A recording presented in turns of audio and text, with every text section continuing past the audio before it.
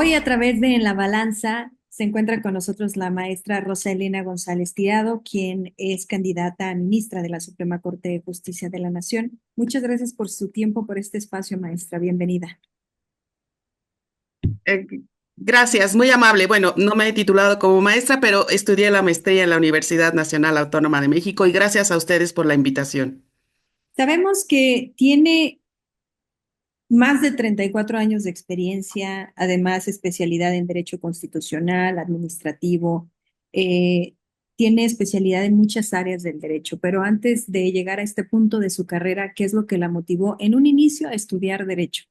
¿Se encontró con algún dilema de qué carrera quería estudiar o siempre fue derecho lo que tenía en mente?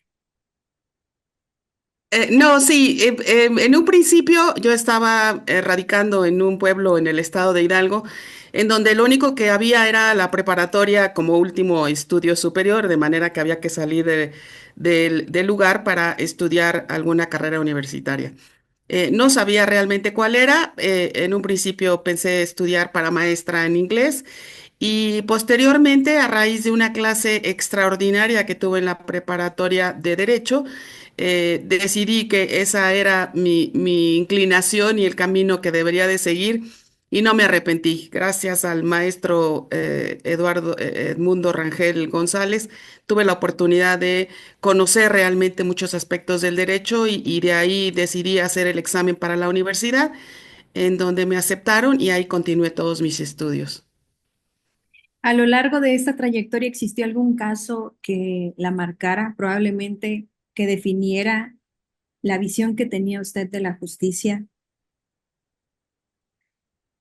Fueron varios casos, pero sobre todo me impresionó siempre como juez de distrito que estuve en Zacatecas, la gran desigualdad que hay y la gran desinformación que hay para las partes en cuanto a los delitos.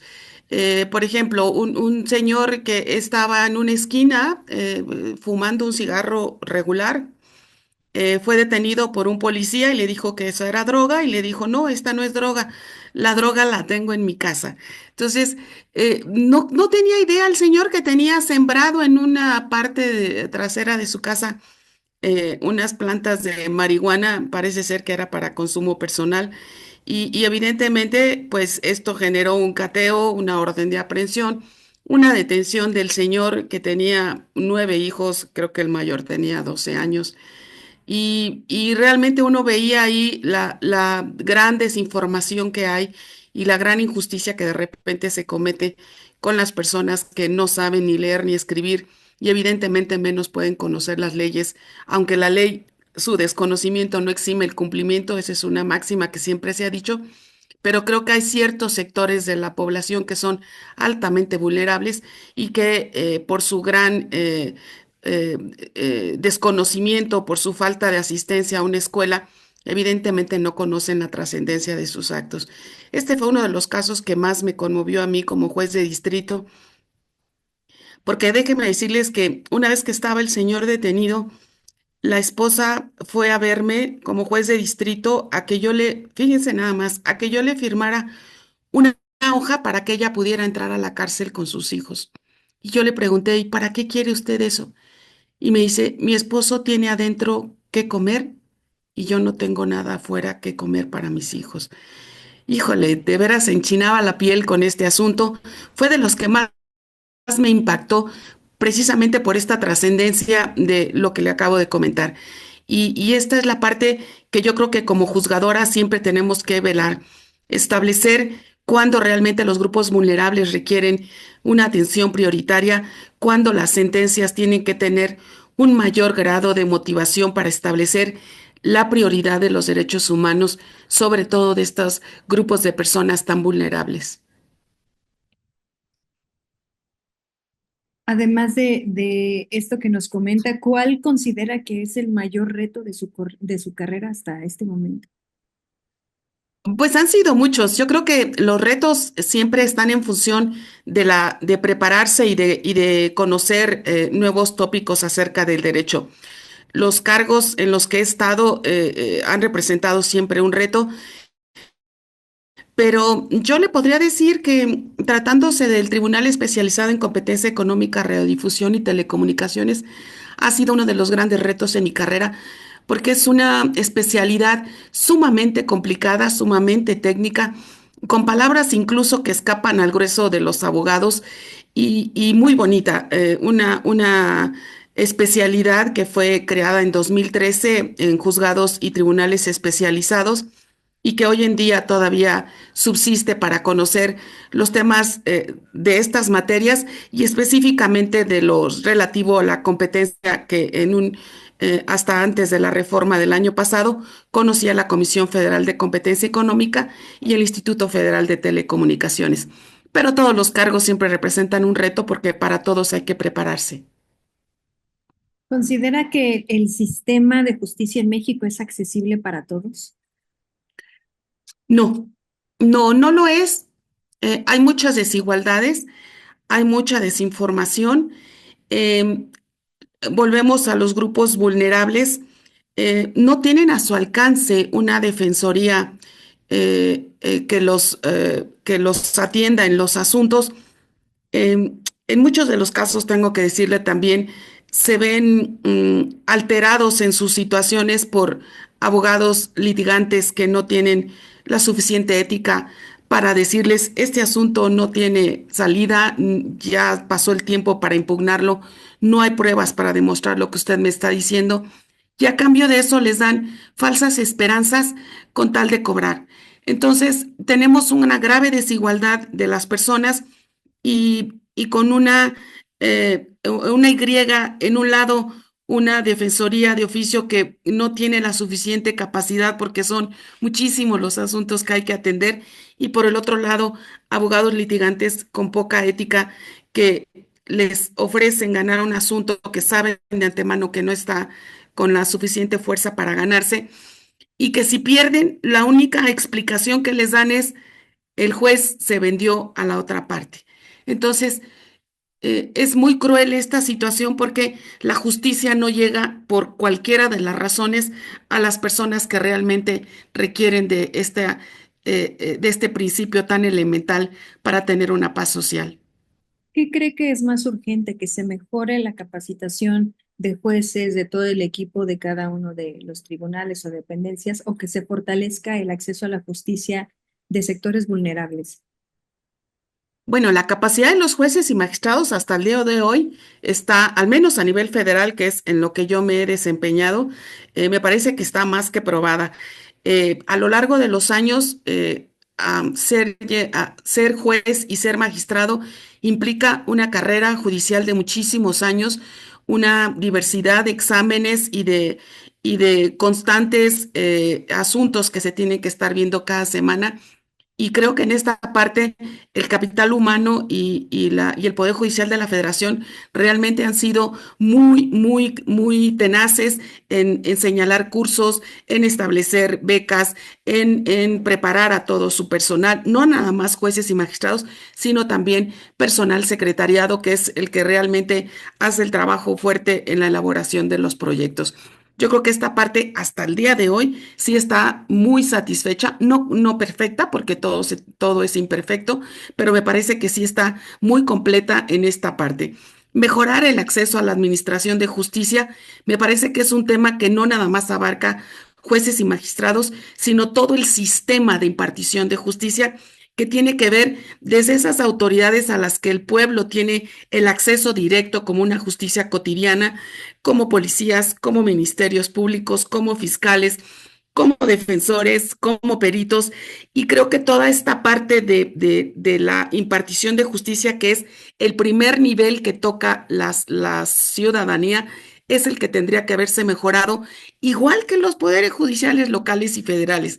Pero creo que si no se mejora esta parte, el acceso a la justicia va a seguir estando complicado, porque si el Ministerio Público no integra carpetas de investigación, no hace una buena labor para recuperar evidencias y mostrárselas a un juez, el juez no va a tener elementos para sancionar a la persona que está siendo imputada por algún delito. Entonces, yo creo que esta es la parte más delicada y es en la que más deberemos de tener preocupación todos los ciudadanos, pero sobre todo las autoridades, quienes han pensado que con el solo hecho de reformar al Poder Judicial y de quitar a los jueces y magistrados va a mejorarse el sistema de impartición de justicia. Insisto, este primer paso que se da con la ciudadanía es justamente oficinas de ministerios públicos donde se tardan 10, 12, 14 horas en atender a las personas y de que una vez que las han atendido, nunca más se vuelve a manejar una carpeta de investigación. Si sabemos que no es una tarea en sí de este tribunal, pero si tuviese la oportunidad de hacer una reforma dentro del sistema judicial, ¿cuál sería su prioridad? Pues establecer carrera judicial para jueces y magistrados. Me parece que esa parte nunca debió de haberse eliminado. Pero volviendo al tema del acceso a la justicia, creo que tal vez valdría la pena analizar nuevamente las diversas leyes que de repente son un poco complicadas para el grueso de la población para entender las formas y términos en que se tiene que promover los juicios. Hay ocasiones que hasta para los propios abogados resulta complejo la redacción, la estructura de los artículos, el tiempo que se tiene que promover cuando dicen 15 días a partir de que haya surtido efectos conforme a la ley del acto, pues dice uno, ¿qué tengo que hacer? ¿Para dónde ir?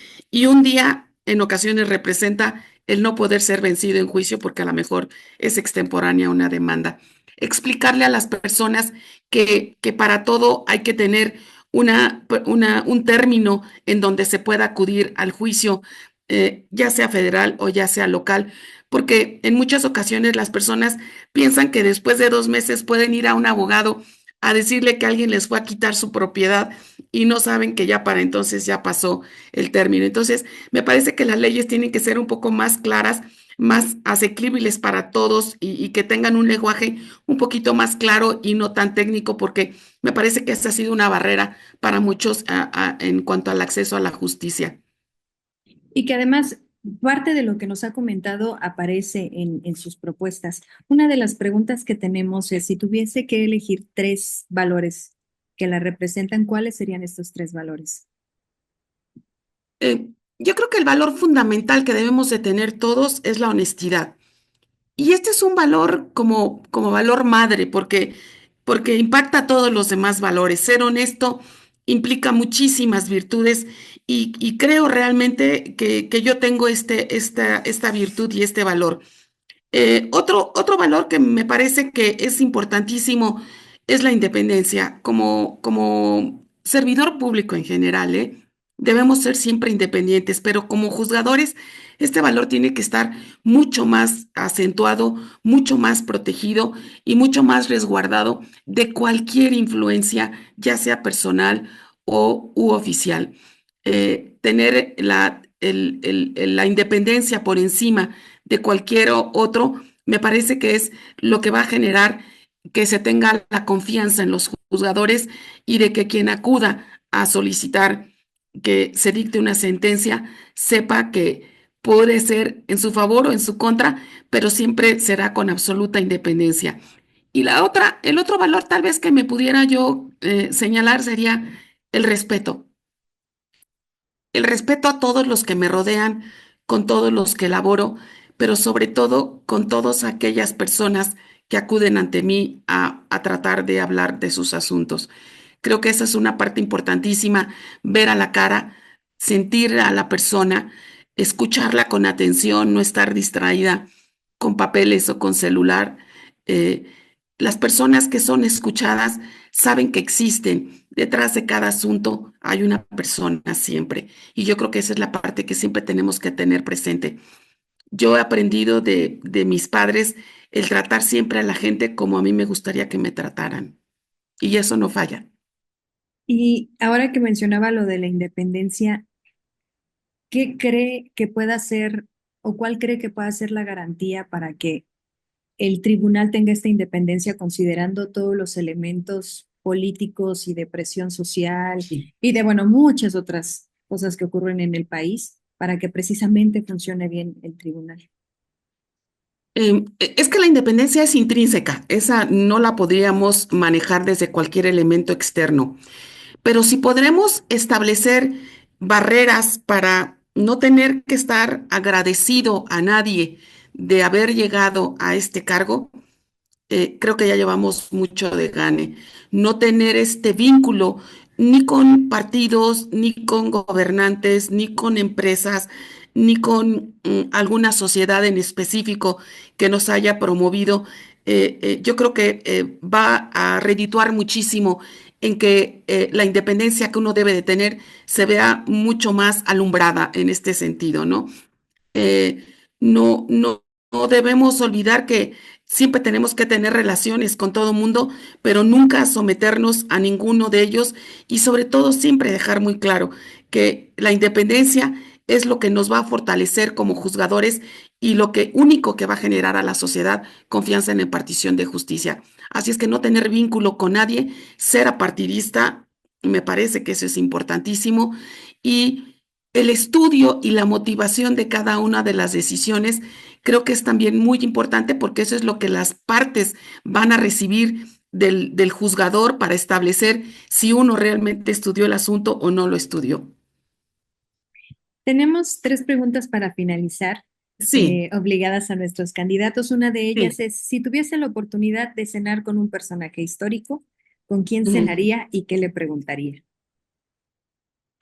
Con un personaje histórico mexicano, De, de donde sea. sí, de donde sea. Eh, sí, yo creo, la otra vez estaba pensando que me gustaría platicar con Sor Juana Inés de la Cruz y decirle y preguntarle si a más de 300 años de que escribió su gran poema Hombres necios que acusáis a la mujer, aún seguirá pensando lo mismo, porque nuestra sociedad me parece que no ha avanzado lo suficiente para decir que ese poema ya no impera hoy en día. Lo mismo que de lo que nos acusan, hoy en día sigue imperando en cuanto a violencia contra la mujer. Y me gustaría preguntarle cómo ve a este país después de 330 y tantos años que escribió sus hombres necios que acusase a la mujer, si ha cambiado esa percepción para poder escribir otro poema. Otra de las preguntas es, ¿qué cree que es peor? ¿Un inocente en la cárcel o un culpable en libertad? Las dos son malísimas. Eh, pero A ver, es que para decir que alguien es culpable, pues tendríamos que establecer que ya hay una sentencia.